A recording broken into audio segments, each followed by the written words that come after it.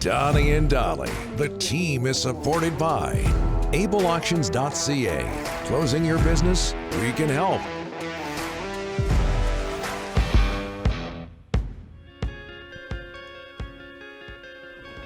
Oh. Goosey, congrats. Yes, thank Glad you. to have you here. Thank you.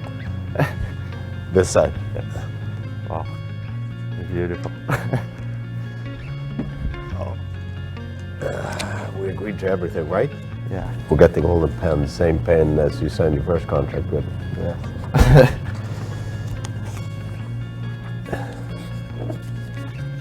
Here. You first.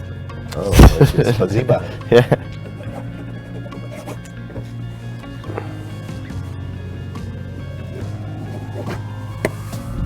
Thank you. Thank you. Happy to have you 2 more years. I have to. Thank you.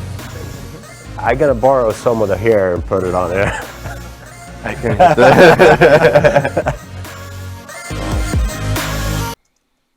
All right, that was yesterday. Not great for our podcast listeners, and we apologize for that. But a minute or two of Andrei Kuzmenko making it official with Patrick Allvin signing his 2-year contract extension with the Canucks, 5.5 per.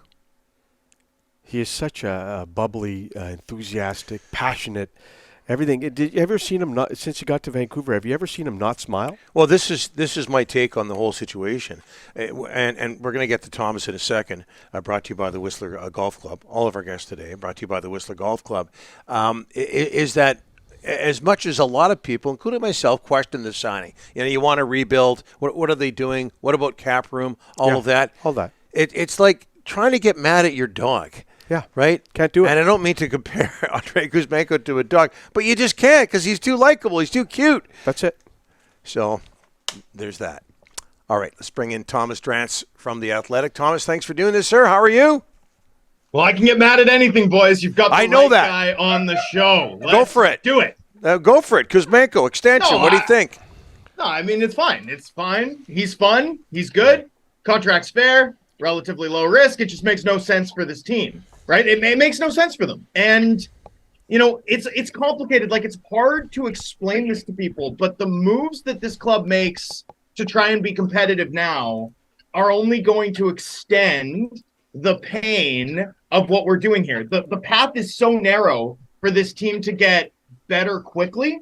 And every time you commit more money and avoid netting assets that you could otherwise net, you're just sort of pushing that timeline out further. Like every move made for the benefit of keeping this core group, which had another no-show this week, by the way, boys, right? Like it's become trademark. We've now heard 3 coaches sound the exact same, completely exasperated after efforts like that over the past 14 months.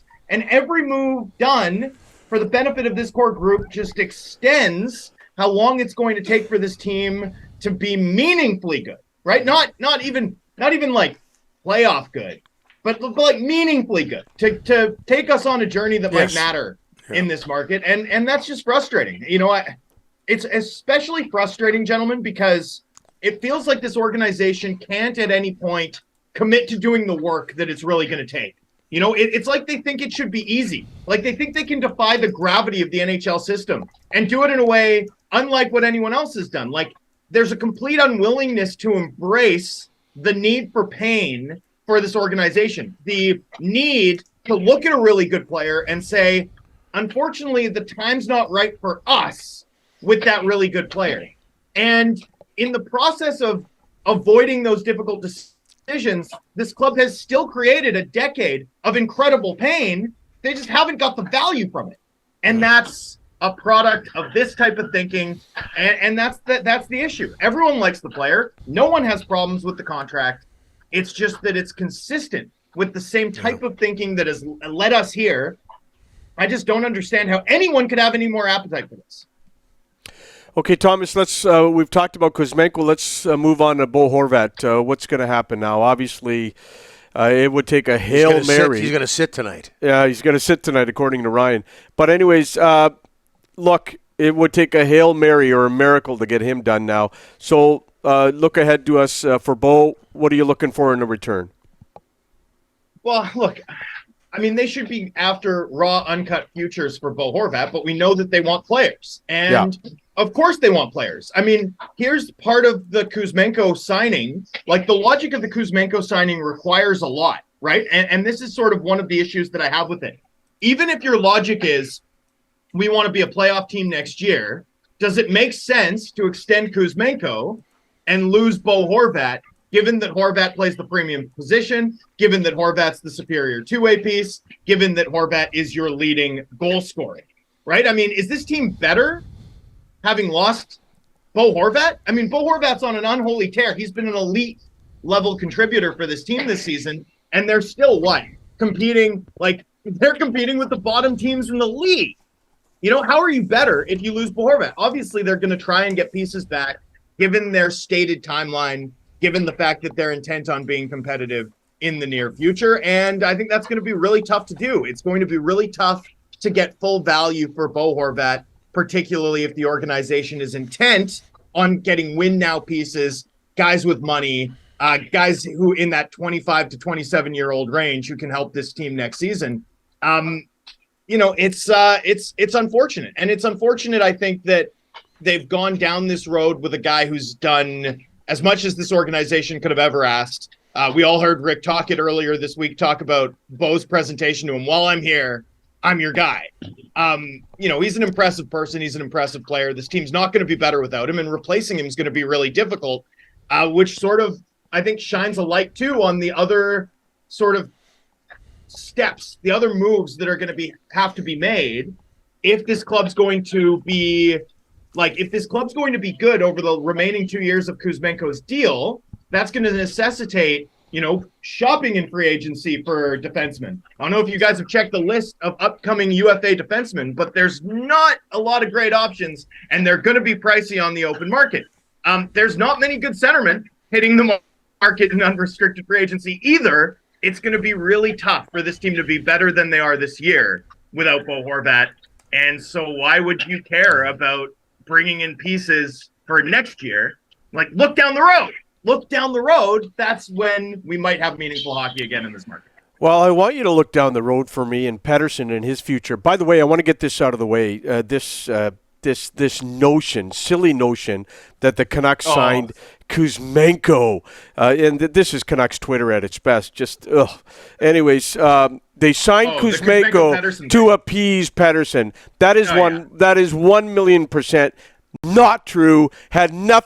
Patterson had nothing to do with the Kuzmenko contract. And by the way, I do want to get. I thought you were going to make me mad when you said this silly notion. I thought you were going to say something that would make me mad. But instead, it's like, amen, brother. Thank you, Rick. I got a bone to pick with you, but I'll do it later. Listen, did you know that 65% of Kuzmenko's points were without Patterson? Like, people don't give him credit. Thomas, he played on a line with Sheldon Dries at least 4 or 5 times this year. How many of his points, Rick? 65%. I was given that number. You want to go do it? Research? Go ahead and do it then.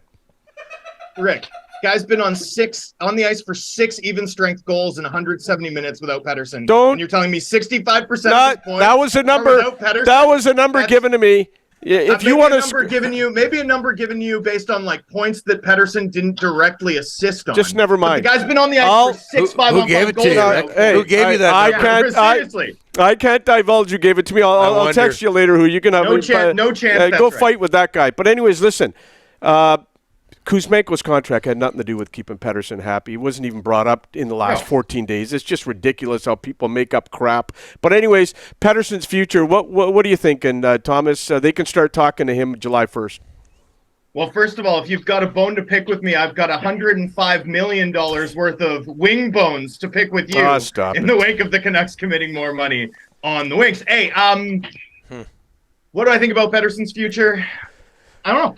I don't know. I think it's going to be an interesting one to monitor. I don't have any hard intel on which way that wind is blowing beyond the fact that the club is going to be prepared to do what it takes to keep their best player, as they should.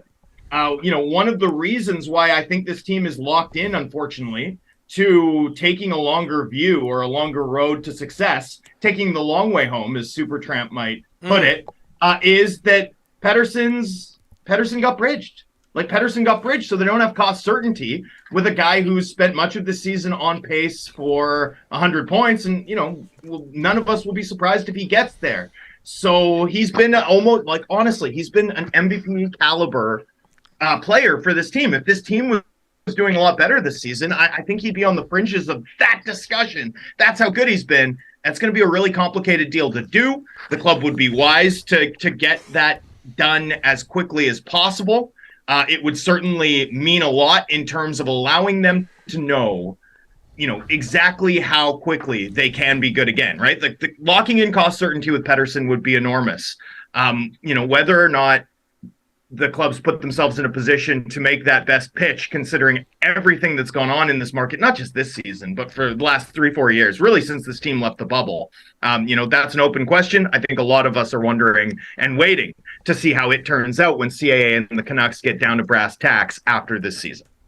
And Thomas, word from back east, Elliot Friedman throwing this out. Would the Canucks be open to dealing Thatcher Demko? Well, I mean, if you deal Thatcher Demko, then you're really committing to rebuilding, surely. Mm-hmm. Right? I mean, we've seen what this team looks like without him. You're not, I don't think you're going to convince anyone that you're trying to make the playoffs if you're selling Thatcher Demko. But, one thing that I'm curious to ask Patrick Alvin about when he talks to the media in about an hour's time is what's Thatcher's timeline here? Right? I mean, we've blown past his timeline to return from injury. That lapsed 2 weeks ago, Rick? Mm-hmm. Clearly we're not going to see him before the All-Star break, so now we're looking at 9 weeks? 10. Yeah. So I mean, I'm curious. There feels like there's a lot of doubt around Thatcher's return timeline. Mm-hmm. And that feels like it amps up perhaps the mystery. But for me, if you deal Demko, that's a real signal of intent that you're looking long term. No, it doesn't square with me with this club's stated goals. Well, they wouldn't be dealing high. That's for sure. Thomas, no kidding. Thanks for this. Appreciate it. We'll talk to you next Friday. Thanks, boys. Cheers. You bet.